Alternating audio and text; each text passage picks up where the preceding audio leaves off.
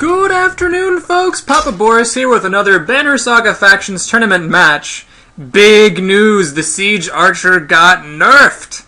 So now she does one less break damage at levels 1 and 2 of her ability, and she also does one less strength damage at her level 3 rank ability, which means that Siege Archers aren't really as good as they were, and in fact I suspect a lot of people are going to be taking them out of their builds. I did that. I had to do a little bit of tweaking to my own team. Nothing major, but so this Siege Archer here, you know, I kept her around, but I replaced one of them with a rank 1 Bowmaster. And she has, if this is something weird I'm trying, she has only one exertion, so mainly what I'm trying to do with this one is just tickle the enemy. I'm not really going for the traditional like armor break and then hack and slash approach. I buffed up my raiders to level 2, so now they have an extra point of strength. And then my warriors, of course, are still the same. So let's go ahead and set up my team here. Let's just do the usual thing. Let's put the raiders up there. This archer doesn't need to be super far up because she just wants to poke at people.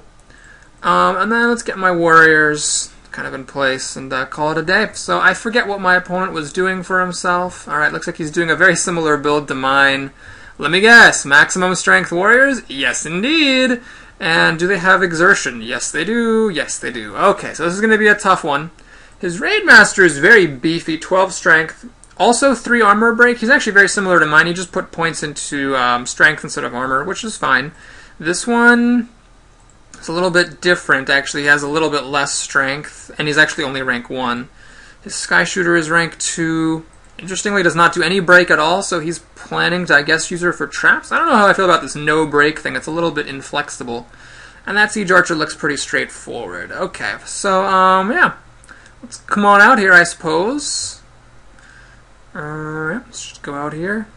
Now, I'm not going to be moving out my raiders quite as aggressively because in this sad new world with a nerfed Siege Archer, I do actually want to keep my Siege Archers next to my Raid Masters. That way they're getting the armor bonus, and that way if I'm fighting against their archers, then there's a higher chance that I'm going to be able to hold out just a little bit longer. Alright, he moved his Siege Archer out quite aggressively. I guess he's gonna use some coals there to trap in my Raid Master. Alright, can't hold it against him. I really lucked out though, there's no coals up front. So I could go up and whack his Siege Archer, then his War Master will of course be able to come up and retaliate against me, but if he does that, then I'm going to be able to retaliate against him with my War Master. So I'm going to take this gambit here. Might as well try new things, right? I mean, I'm in this tournament, I'm not going to win now at this point.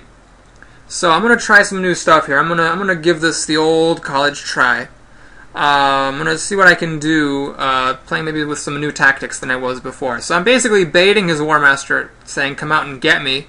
But if he does, I'm going to be able to hook around here with my guy, and then come on up and whack him after taking an extra turn with the War Leader. So that is the plan.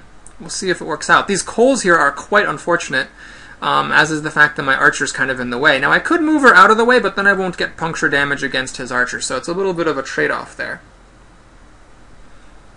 Alright, so you can see now my archer, if I were to use her ability, well, it doesn't actually show you the numbers, does it? 8 minus 5 is 3, and then she's lost 4 armor, so 4, 5. I could deal 5 damage to this archer. I'm basically sacrificing 2 damage if I move to clear out room for my warrior. Yeah, let's actually move, and then shoot. So this just goes to show I need to think a little bit more carefully about my starting placement. When you're using the Bowmaster, perhaps it's worth noting that the fact that her starting position is a little bit requires a little bit more thought. I lost 2 damage off that archer because I wanted there to be room for my War Master to come out. Alright, let's see what he wants to do with his Sky Shooter.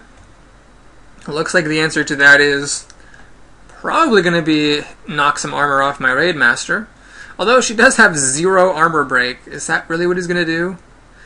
Yeah, I really don't agree with that use of the Siege Archer. Okay, now his Raid Masters are both doing their, annoying thing, which is the same thing that my Raid Masters do, so I can't complain about it too much, but I can go up here and just kill that archer, so I'm going to do it. I'm just going to do it.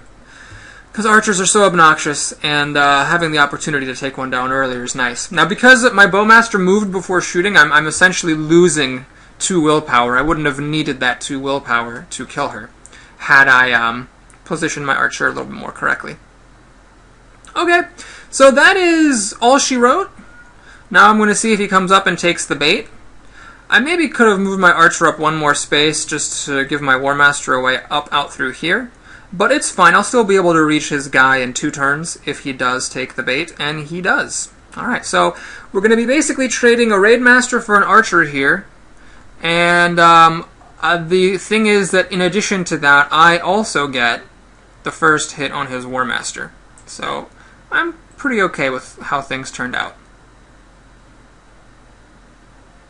Okay. Oh, you know, there's actually a chance that he'll be able to use his Raid Master after my War Leader goes to block the path of my War Master. Yep. I think he's actually going to be able to do that if he puts the guy right there. Oh, that's actually really far away. Who's going? That one. 1, 2, and he's got just 1 exertion. 1, 2, 3. Oh, he cannot. Actually, this Raid Master does not have the exertion necessary to stop my guy from getting his whack on. So, yay. Hooray for my opponent not using exertion on his Raid Masters, though it goes to show maybe I need to consider using exertion on my Raid Masters. Okay, let's come out here then and give my guy another turn. That is, I believe, 2 willpower very well spent. So now 17, 18 minus 9, I'll deal 9 damage to his guy, unless his Raid Master stands next to him, in which case I'll deal, still, 8 damage. Which is pretty good.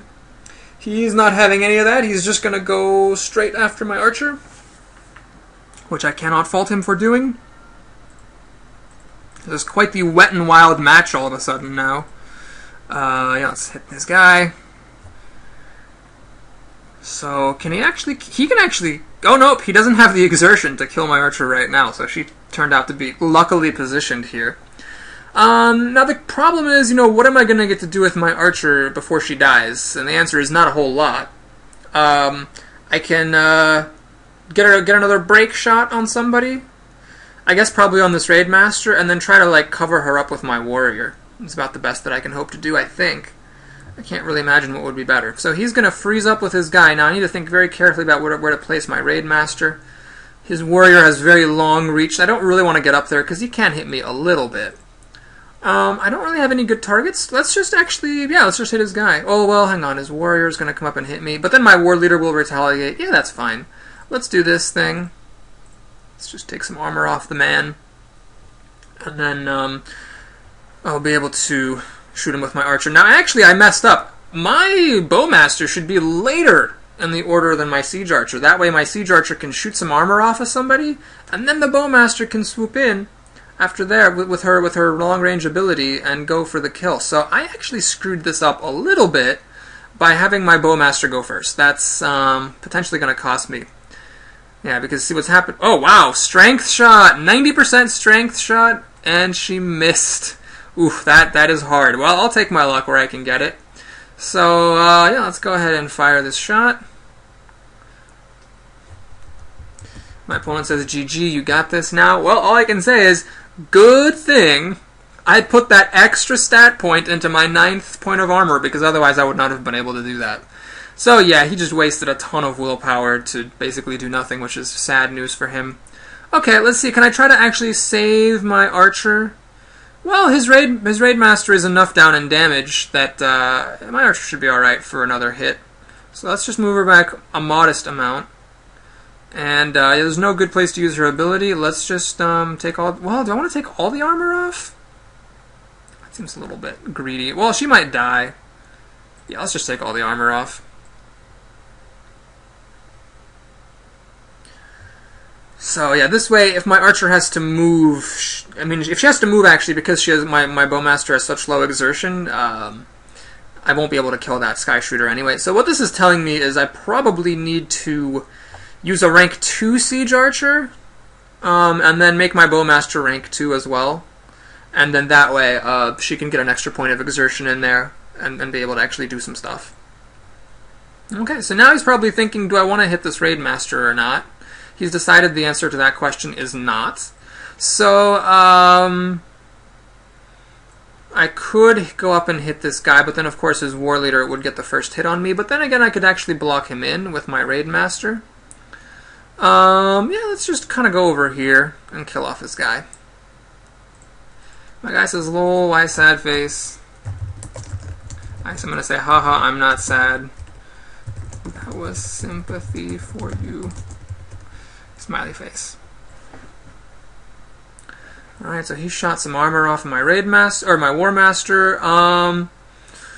Well, if I stay within puncture range of his Sky Shooter, then I'm going to take some serious damage, because she is up next. And I can't hit her from where I'm standing.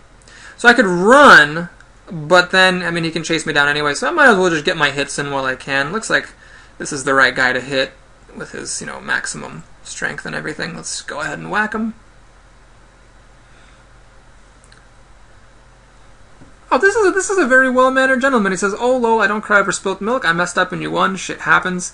Good attitude. I definitely kind of approve of that. At the same time, it was terrible luck that he, you know, missed his 90% shot against my archer, because he was going to deal 4 damage to her. That would have saved 4 damage off of his Raid Master and had all kinds of cascading effects.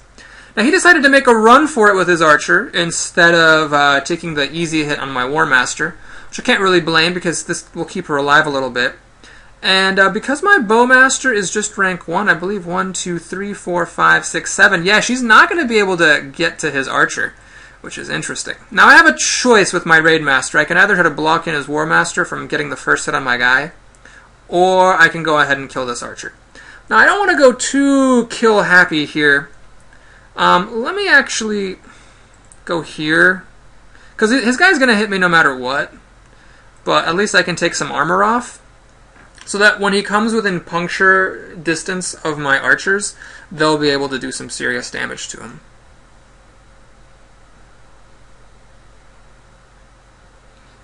So my Bowmaster's gonna go next, then his Warhawk's gonna come in here and hit my War Leader for 8 points of damage. Oh, actually, he's gonna get in there with his War Master as well. That's smart, because then that's gonna deal extra damage to my Siege Archer. I really probably shouldn't have had her touching my warrior like this. Ouch, that's unfortunate. He might actually be able to rally back from this. We'll see. We'll see. Okay, so I need to deal some damage with my Bowmaster. I could, of course, come up and aggressively go after his archer, but I don't see any particular reason for that. Let's just hop back here and take armor off of this guy.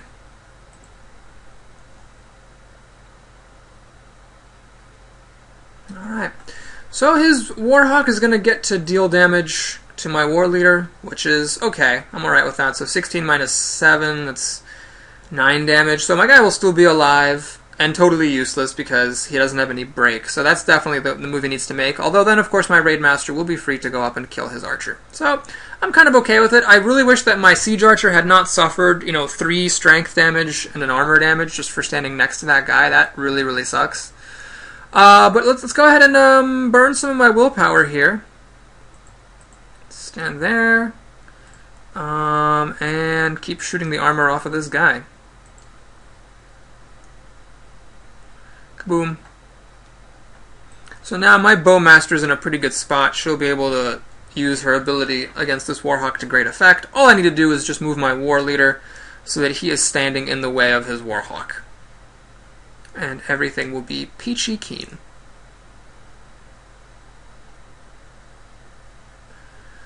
His Raid Master cannot deal damage to my Bowmaster, so that's also good. And I still have this guy at 15 strength, which is pretty solid. Granted, this archer is in puncture distance of him, so she'll be able to hit him for 4, 5, 6 or so damage, so he's not going to be so impressive in a moment. Alright, I'm going to slide... Well, actually, his Warhawk cannot touch my Bowmaster at this point, just because his Raid Master got into the way.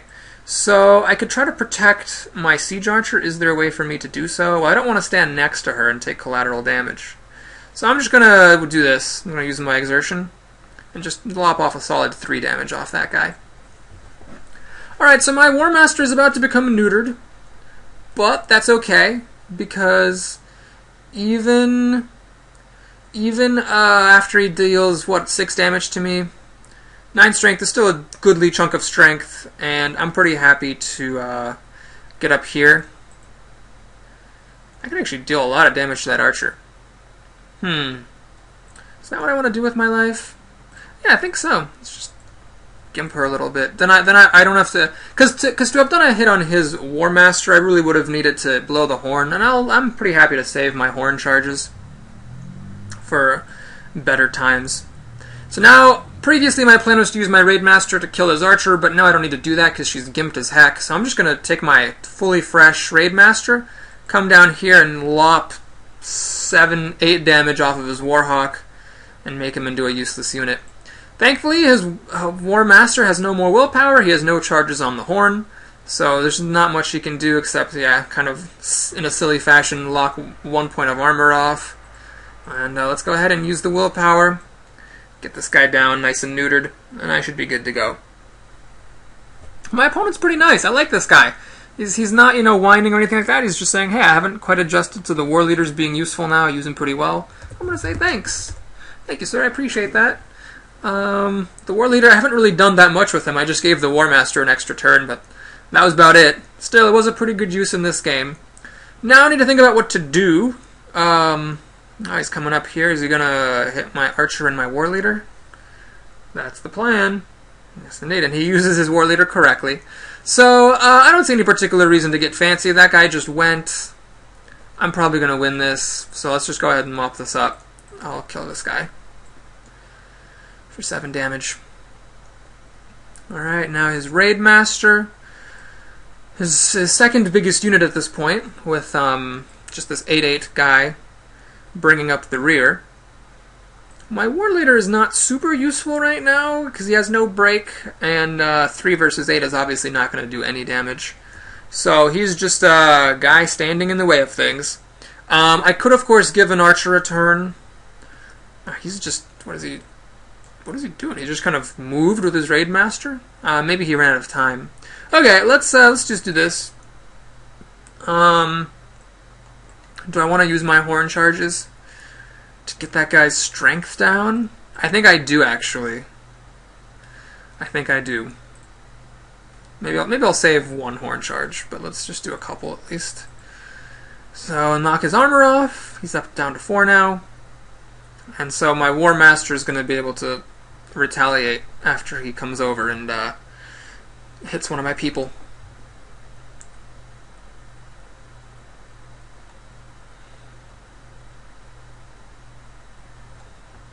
Alright, so I'm pretty happy to block in his War Master. Let's do it like this. Make it hard for him to get around. And got a 90% chance to do a point of damage? Sure. Alright, there's no justice in this world. He missed with his 90% shot, and I hit. Oh, actually, I forgot he was going to get to whack me first. Whoops. So, yeah, I'll have to blow the horn to be able to do any damage to him, but it's alright. Pretty content to do that. So he'll get me down to 5 strength. And, yeah, let's just blow the horn. Oh, I can actually kill his archer? That's tempting. I think I'll do that. Oh, why did I blow the horn? I don't even need to blow the horn to kill the archer. Whoops.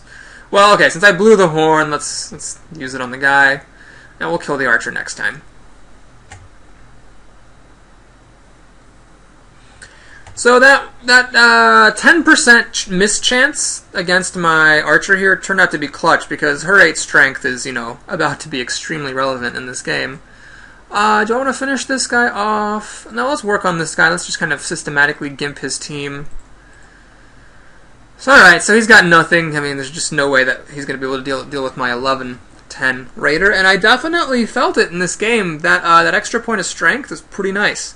In fact, I might just downgrade both my archers to level 1 and use level 3 Raid Masters. Not because I'm ever going to use their ability, but just so I can have a nice, big 12 armor, 11 strength dude on my team who can also break 3 armor. Just a very versatile, very useful unit. Okay, what do I want to do with her? I think I'll just stand here and kill this guy for 5 damage. Oh, it does show the damage if you click on them. I see. Okay, so that's fine. He can get the kill on my archer now. That's probably what he needs to do. He's going down fighting. Alright, that's fair. And this siege archer is not particularly useful. Alright, let's just do absolutely nothing with my turn, essentially. So this turned into quite a bit of a beating, although I don't think my victory was quite as impressive as it may look, simply because when he missed against my archer, that was very, very clutch. But it also just goes to show that, if you make these decisions, sometimes they're going to pay off. Sometimes, that 1 time in 10, that extra point of armor on your archer is going to make a clutch difference in a match. Alright, well, he's got just this one guy left. Again, what he really needs to do is take this 80% chance against my archer for the extra point of renown. He's not having any of it. Alright, fine. Let's skip ahead to my raider and finish off this game. Alright, let's wish him a good game, and thank you so much for watching yet another one of my numerous videos. I hope you enjoyed it. If you did, please hit that like button and or subscribe, and I'll see you next time.